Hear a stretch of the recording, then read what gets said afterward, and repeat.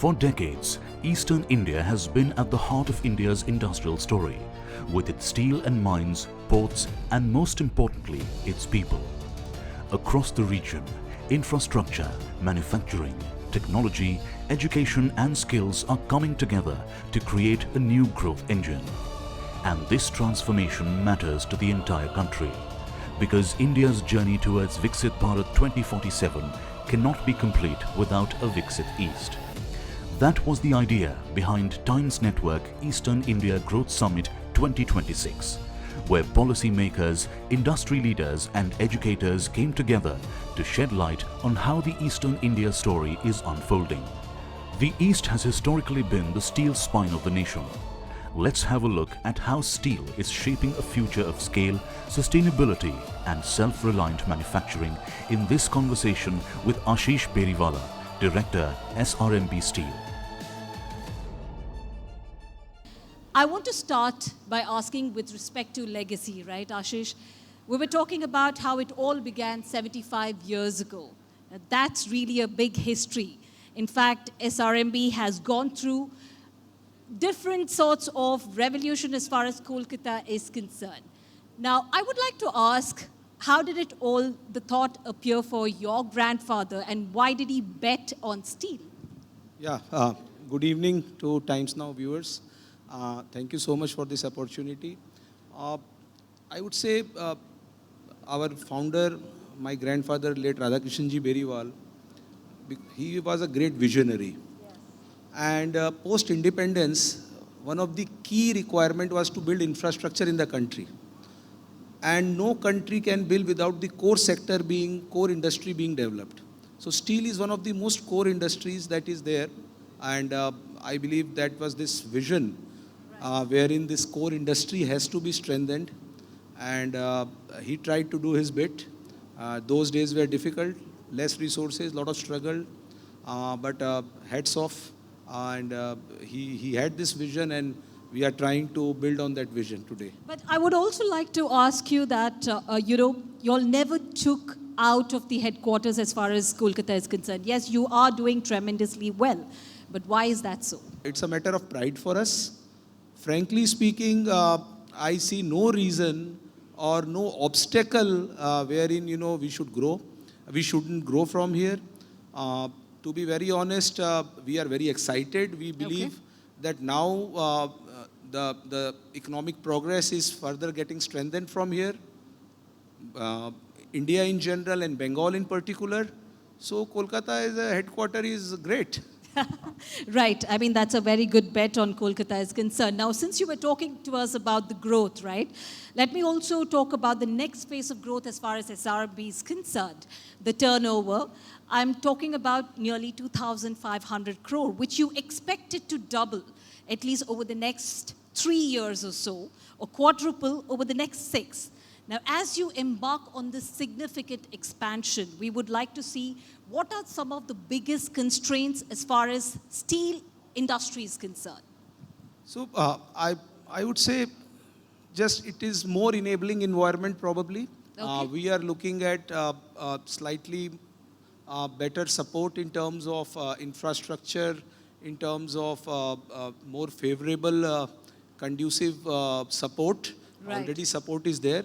But if that is further catalyzed, then I believe companies like us, groups like us, can contribute in a bigger way and generate more growth, more employment, more base for growth from Eastern India and serve the national demand. Right. So just that, a better, more faster support and conducive environment is what we are looking for. What is that one policy lever that you're looking at, if you could look at a change? We have the new government here. So I would say that has been very pleasantly already announced by our Honorable CM. Right. And we are looking that to be fully functional. Okay. That is single window support and clearance for all industry requirement. And I have no doubt the government is working very hard to bring that to reality, and that's already happening. Okay. And once it is fully functional, that is the single biggest initiative and support that the industry would want. We are definitely looking at Bengal offering support in terms of incentives comparable to other states. Okay. So the industry being set up here in Bengal are not disadvantaged in terms of our cost structure. And that's it. As With compared that, to, if you can tell us, throw some light on. so it's a competitive federalism going on Right. currently. So you can say Assam or Odisha or other states, Maharashtra, they are all vying for that pie of growth. Right. So there are a lot of incentives being offered, and I believe our honorable CM, current government, is working very hard and going by a lot of very positive announcements. And the industry is really looking forward to all these initiatives fully fructifying in coming days. I think it became the first company, we're talking about in Eastern India, to receive the green steel rating from the Ministry of Steel. Now, it's very important to understand as far as steel industry is concerned. Now, that's one of the hardest to decarbonize. How did you achieve this milestone? So I would say again, I would owe this to our founder, late Radhakrishanji, and our chairman, Brij Mohanji, my father. The care for environment, giving back to society has been the core and ethos of our family. So it is not an achievement of a day. It is the way, the group has carried itself over the years. Right. It has happened through incremental steps. Ministry of Steel has done an excellent initiative recently in terms of bringing out a rating for green steel. So there were various ratings, 3, 4, 5, depending on the carbon mitigation and other measures that you are taking. There are a lot of parameters. It's a very, very transparent initiative. And I'm so happy to say that in the very first year, we have been accorded 5-star rating. Right. So be it the 5-star green steel certification or the ESG certification, this has been the core ethos of our group.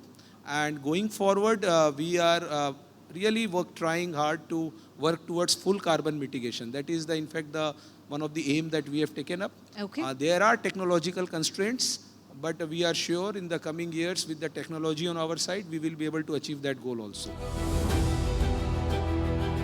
From industrial strength to intellectual capital, the East's growth story also depends on the talent and ideas that will shape its future.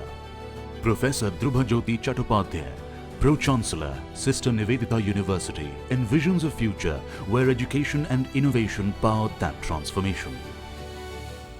In time of AI, the boom of AI that we're talking about, I want to begin asking, Techno India Group started in 1985, and it's grown by leaps and bounds, right?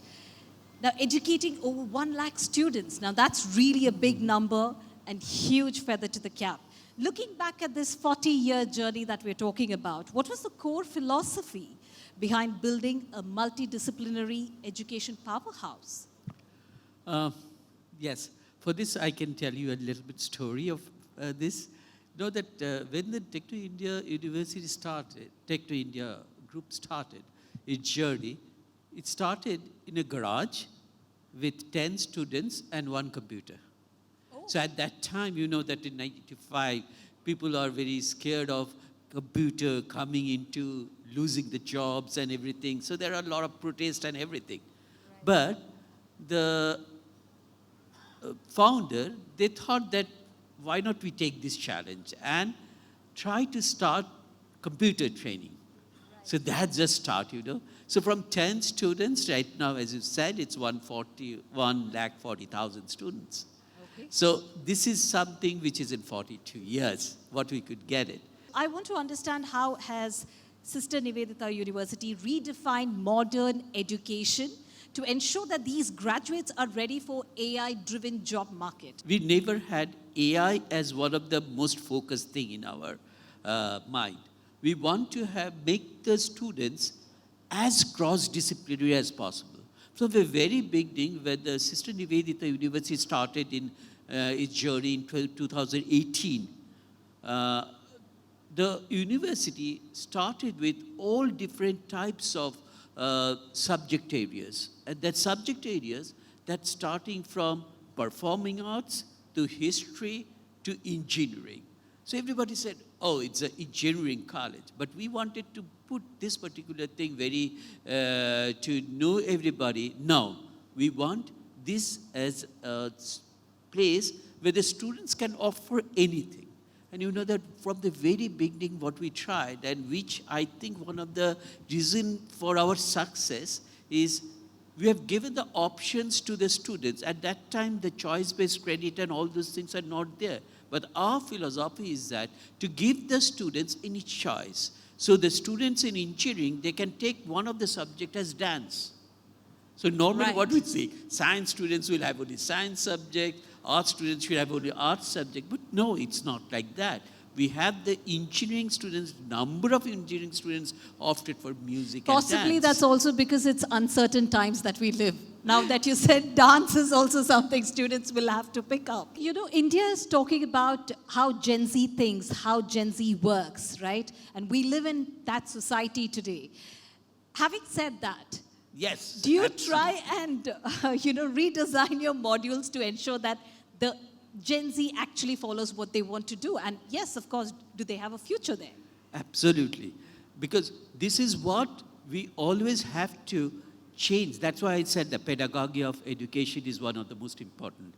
So we know that span, Right. that it's not more than 10 minutes for the students. They don't want to listen into the class more than 10 minutes a lecture. So how actually we can keep those students attracted in a class and not to get them bored for this long time lecture period of 1 hour.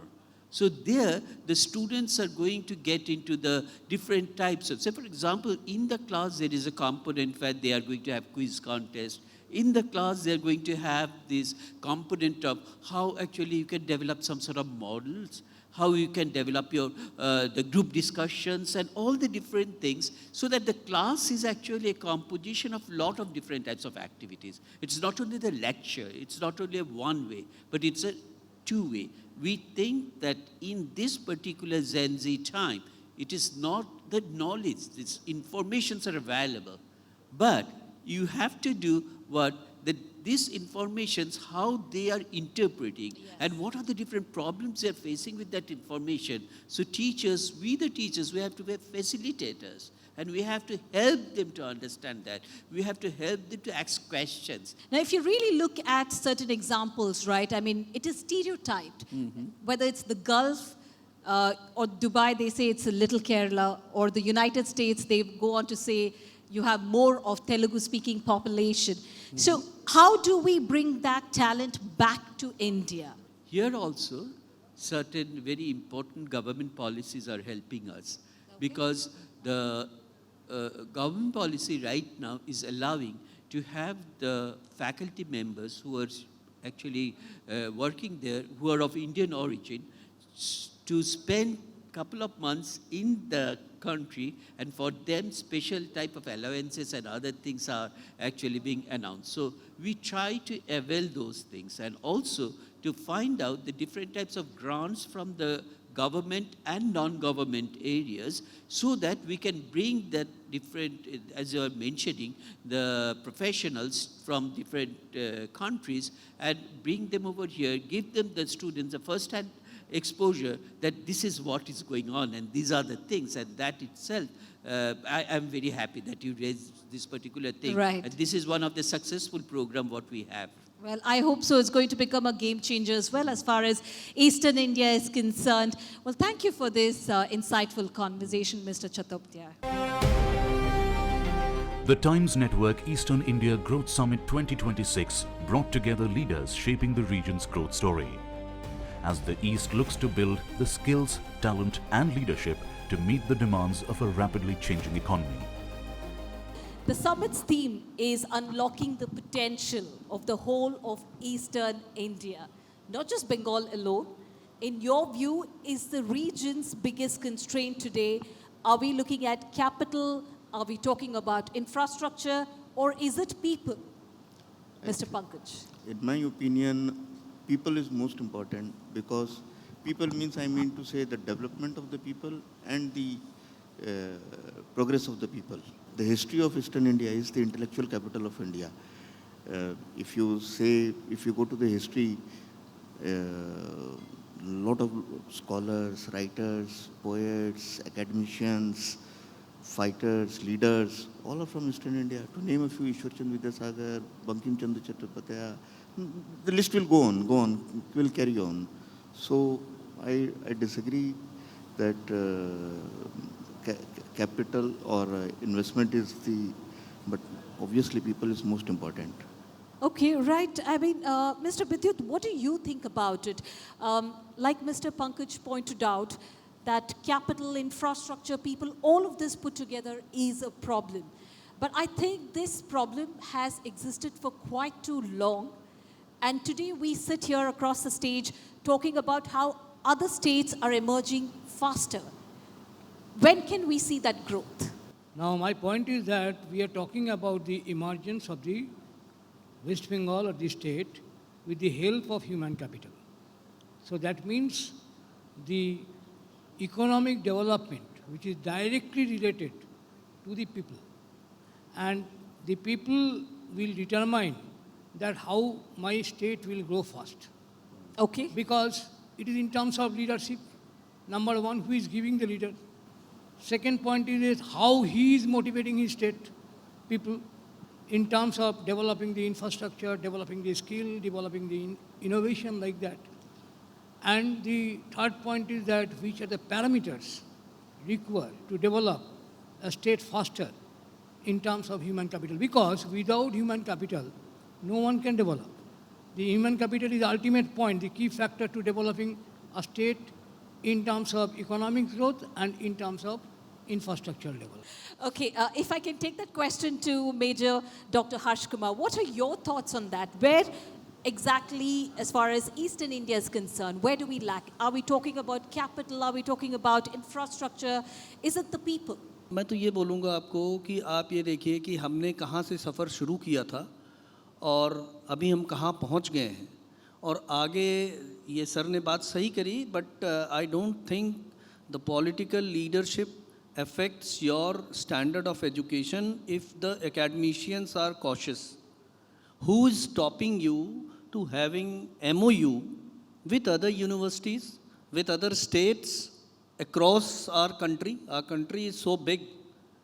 So you can, in national education policy, which is unique in many terms, and in this one point is given that you have to take villages.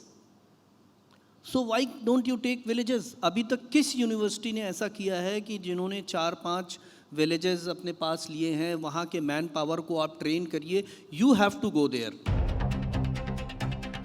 Let's hear from Saket Todi, Executive Director, Lux Industries, on building global champions from the East. I would like to begin asking, with the background in brand management, this is from Micah, you brought a distinct strategic focus on brand equity. Now that's how we began when you joined Lux Industries. How did you identify the market opportunity to build and scale a premium brand out of Eastern India? See, I joined Lux Industries around 15 years back.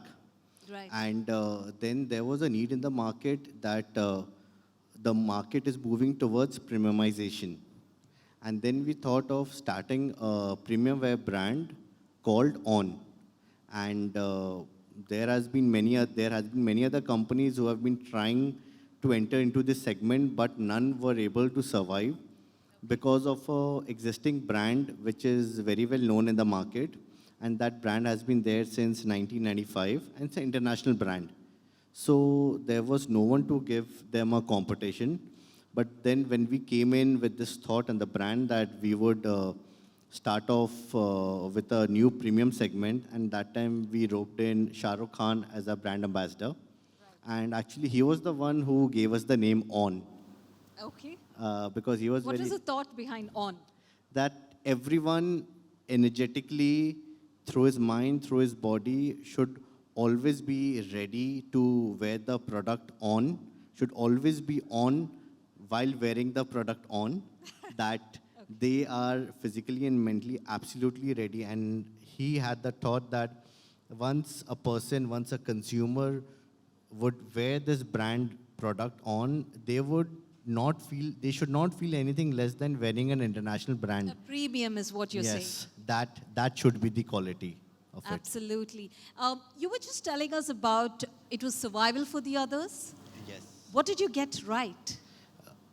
See, it's like when the going gets tough, the tough gets going. So we had to place the right products at the right time because we also had few failures in the start that we were with the right products but not at the right place, and sometimes at the right place with the wrong products. So we got an experience of it that how should we sell in the market a premium wear product? How should we change the consumer psyche that now Lux is moving from a mid-premium segment to a premium segment? First initial thoughts were to copy the products or not to copy, to make those kind of products which already are being sold in the market. We were not doing much of innovation. So we learned that when you are a follower, you are always second. Yes. You are never first. So to be the first, you have to be the leader so that others can follow you. May I now request the Honorable Minister to kindly present the prestigious Visionary Leadership Honor for outstanding contributions and pioneering role in driving Eastern India's growth story. Put your hands together first up for Ashish Beriwala, the Director of SRMB, Shri Beriwala.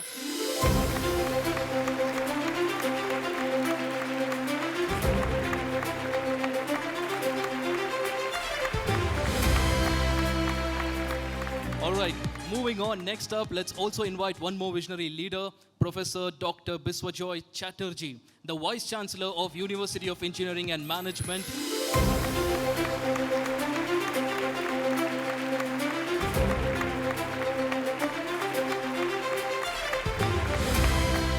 Our next visionary leader, Professor Prashant Kumar Patra, the Pro Vice Chancellor, Siksha O Anusandhan University, Bhubaneswar, Odisha.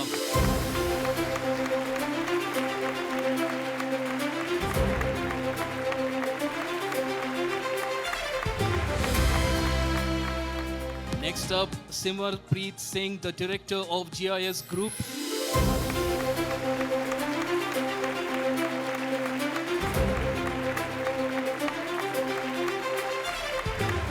Next visionary leaders, keep the applause going everyone for Professor Dr. Dhrubajyoti Chattopadhyay, the Pro-Chancellor of Sister Nivedita University.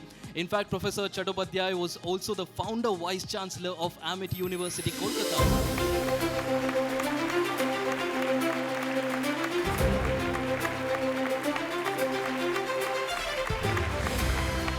Let me welcome on stage Mr. Pankaj Barej, the governing body member of Om Dayal Educational and Research Society.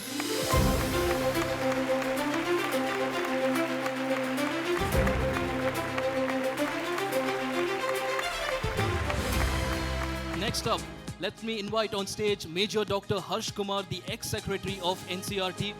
He's currently the registrar of University of Allahabad.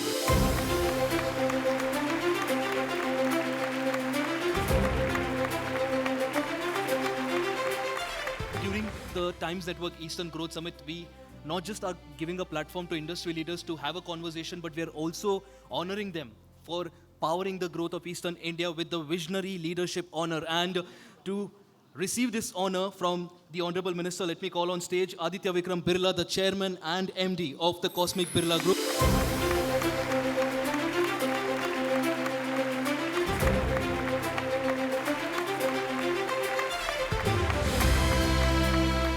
Mr. Ganeriwala, to receive a token of appreciation from the Honorable Minister.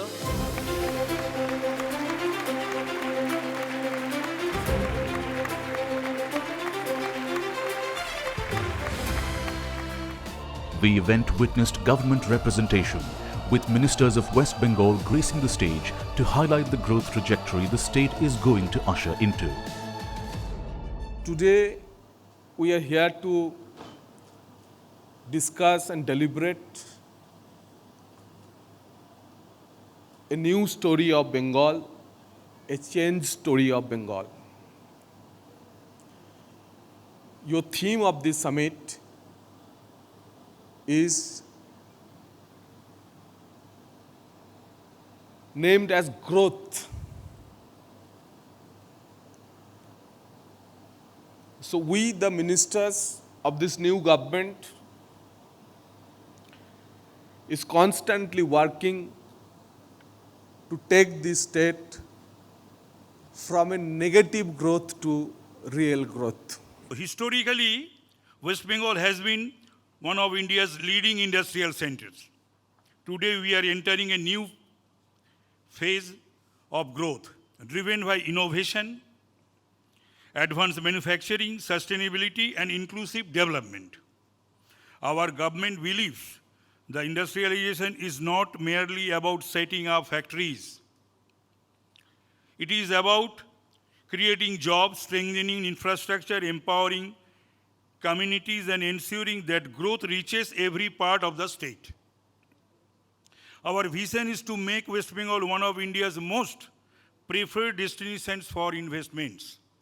चलिए, लोगों को ये समझ में आया, लोगों ने परिवर्तन किया है और एक बहुत अच्छा वातावरण बंगाल में अभी है, पॉजिटिव, हर जगह पॉजिटिव है, हर दृष्टि से पॉजिटिव है, लोग भी कुछ करना चाहते हैं, तो इसका लाभ हमें उठाना चाहिए। अलग अलग डिपार्टमेंट में काम हो रहा है, सुधार हो रहा है, पॉलिसी बन रही है, नए नए टीम आ रहे हैं काम करने के लिए, किसी ना किसी को आके वो मिलना चाहते हैं, किसी प्रकार से उनका बात पहुँचे यहाँ तक। मैं रूरल डेवलपमेंट और पंचायत का काम करता हूँ, लेकिन जो इंडस्ट्री लगाने वाले वो भी मेरे पास आते हैं, कोई हॉस्पिटल लगाने वाले, कोई यूनिवर्सिटी लगाने वाले, बीमा क्षेत्र में काम करने वाले भी लोग मिलना चाहते हैं, किसी ना किसी प्रकार से उनका बात पहुँचे। हर क्षेत्र में लोग आके काम करना चाहते हैं। You think East is now ready to take forward the Viksit Bharat agenda? I feel what Honorable Prime Minister said, Angbang and Kalinga is ready.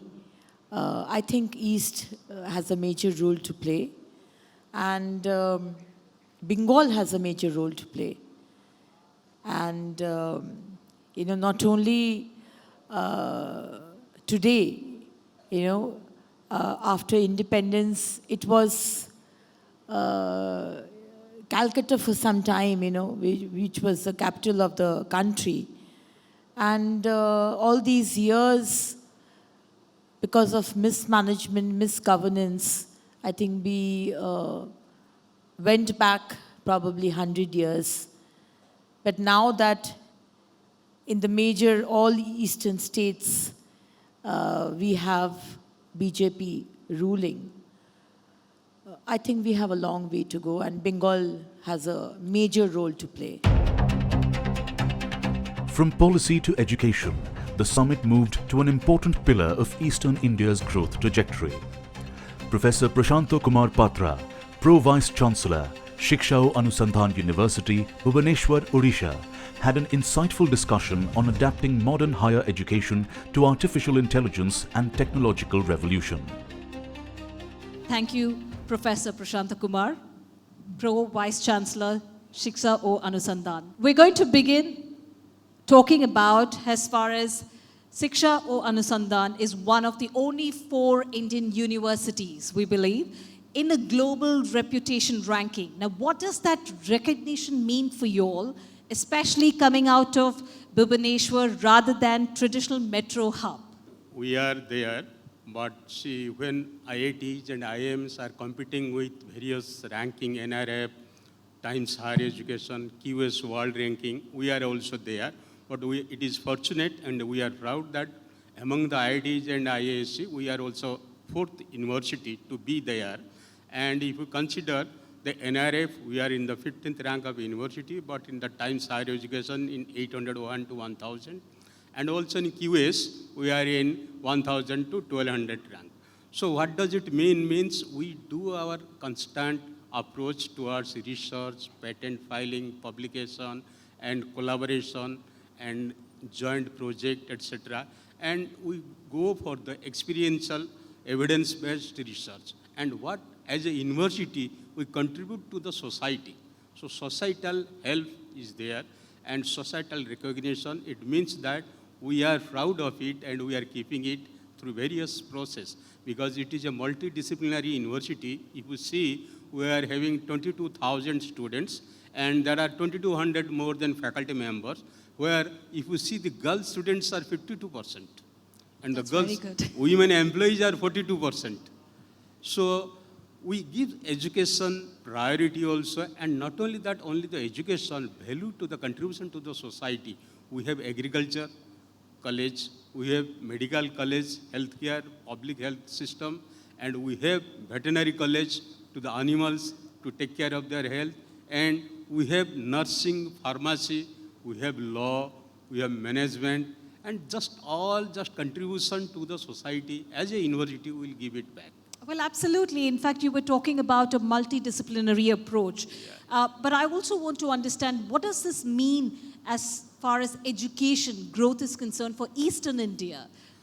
See, education doesn't mean that you will graduate and do a job, but what you contribute to the society, how you benefit to the people for which you have been. And as a university, we determine that our student should not only be a job seeker, but should be innovator and future researcher and also a great entrepreneur. I want to understand, as far as your university is concerned, how exactly are you preparing your students for today's time?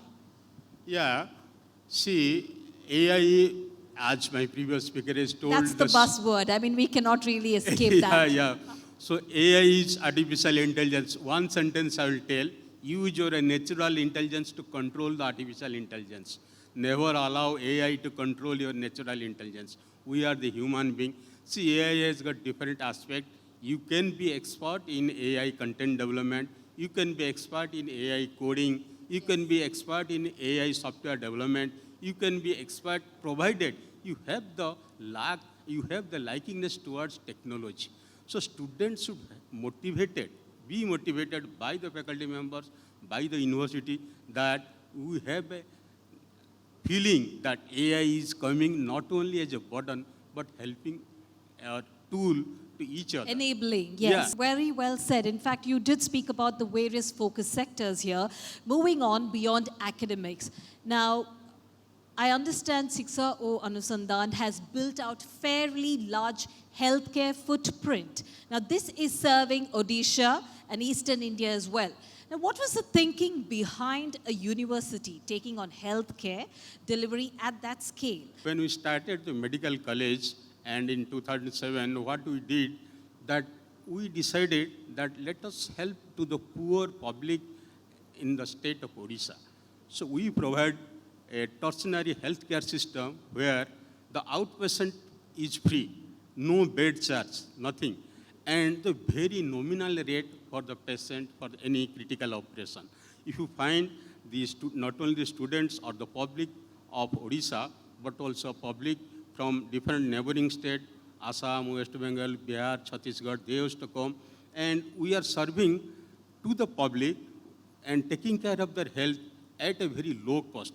And we have a very good, successful, more than 40 robotic surgery. And also, if you consider our healthcare system in COVID-19, there were 5 different identified hospitals by our Shiksha Anusandhan IMS SOM hospital, where more than 50,000 patients or public were solved. And they were removed from COVID. And COVID Covaxin, the clinical trial last stage was done in our SOM and IMS SOM hospital. And more than 500 doctors, paramedical staffs, they went on day and night tireless. And it was collaboration with Mahanadi Coalfields, MCL. We did it. And we are real appreciation from the state government, national level.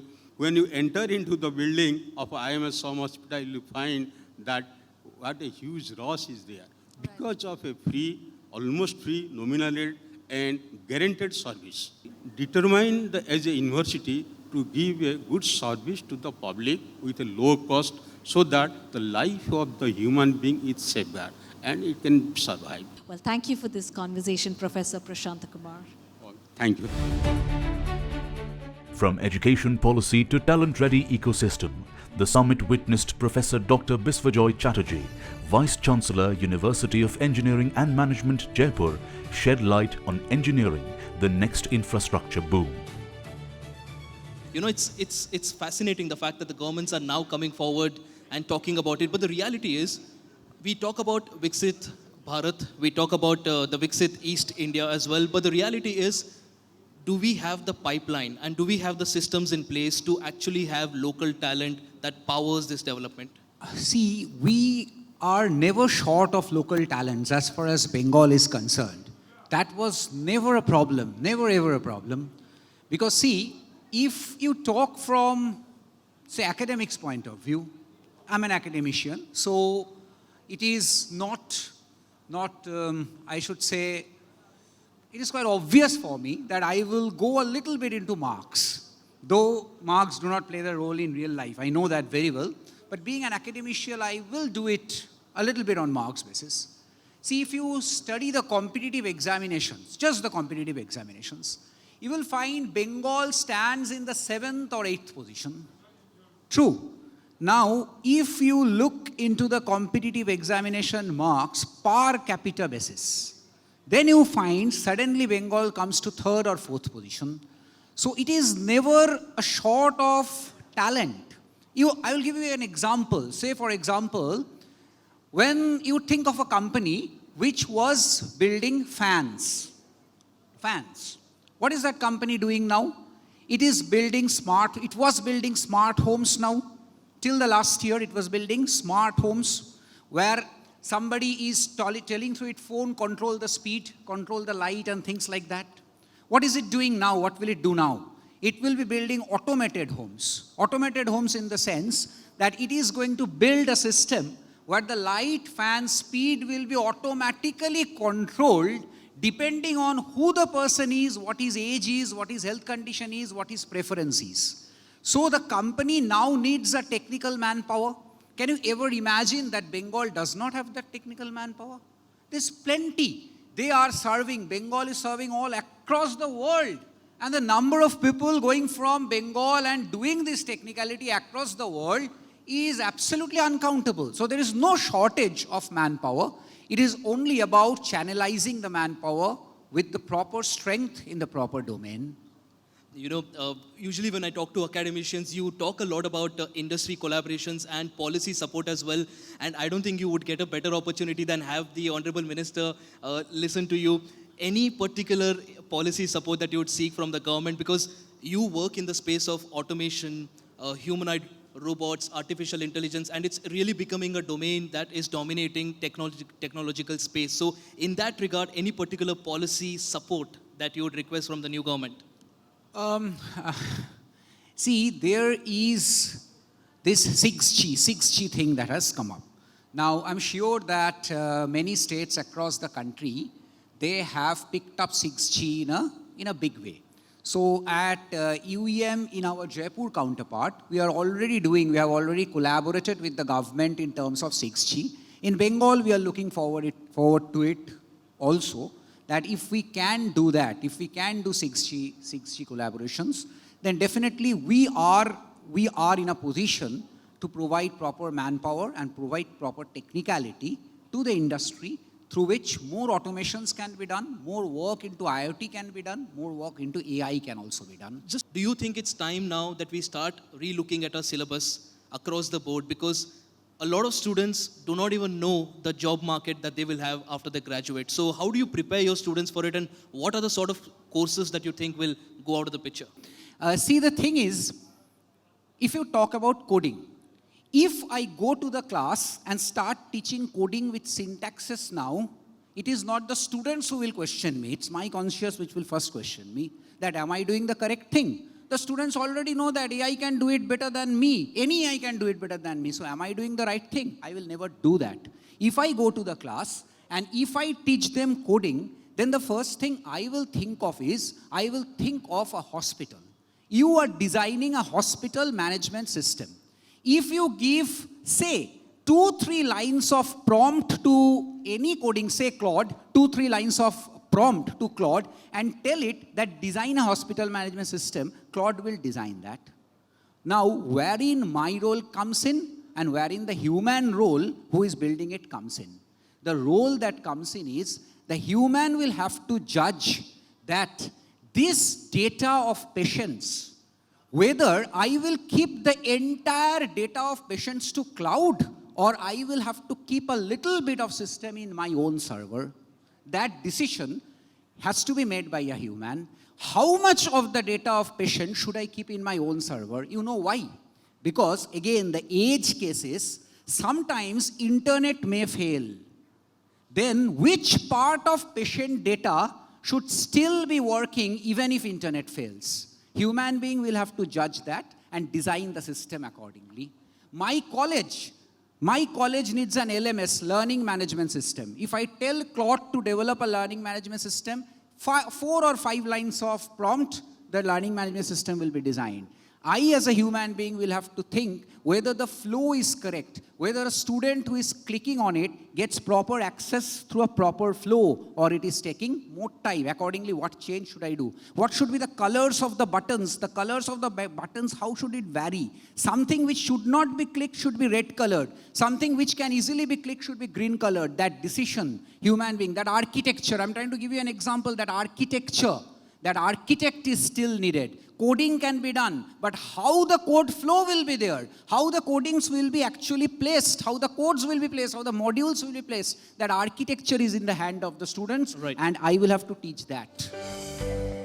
The summit drew attention to the immense economic engine of the region: strategic mining, industrial corridors, and institutional synergy. Key industrial leaders came together to explore unlocking the Eastern Industrial Corridor. When we talk about Eastern India being the engine of Viksit Bharat, we cannot forget the fact that manufacturing, mining, and industrial sector are very, very important. So, starting with you, Aditya. Yes. We've spoken everything that can go wrong.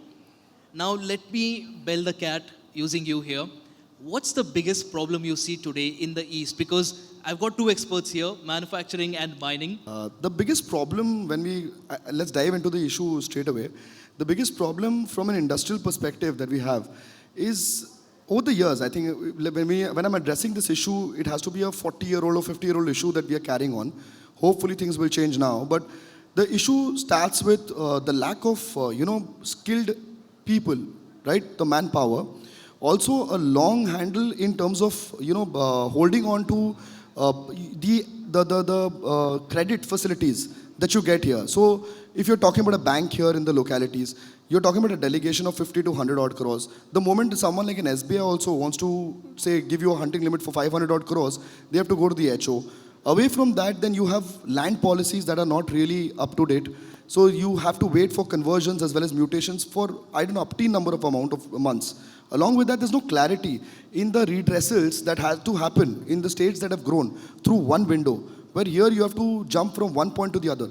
With people like us who've been here for over 50 odd years, and I'm working pan-India. Even now, 60% of our investment still lies in Bengal. And having said that, I still feel that the biggest issue, even after having said all of this, lies with the idea that the cohesive ideology about having the industry in your state doesn't exist or hadn't existed till now, but I think things will change now.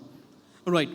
And one of the things we've seen across the world, any country that is successful, Mr. Ganeriwala, I want you to come in on this, any country that is successful has a stronghold on its supply chain. When we talk about Eastern India, do you think our mineral base is enough to power our manufacturing industry or the ambitions that we have?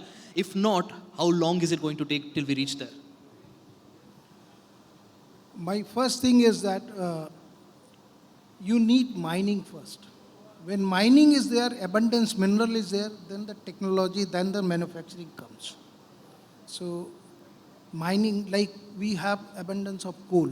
So a lot of steel plants have been coming and have been installed in Eastern India. So now we need more minerals. Odisha is successful because they have a lot of minerals, especially bulk mineral, iron ore, and then coal. So they are more successful. West Bengal has not been explored till date that much for more minerals. So recently we took up challenge, and 5 years back we started targeting backward districts like Bankura, Purulia, Jhargram, Midnapur. And then we came out with some critical minerals like graphite. And then we found out 7, 8, 9 deposits of graphite, good quality graphite. And now these graphites are going to be auctioned. First block is coming for auction very soon. And then we will have a lot of graphite deposits. Once the graphite deposits come, then you can have a lot of industries associated with graphite.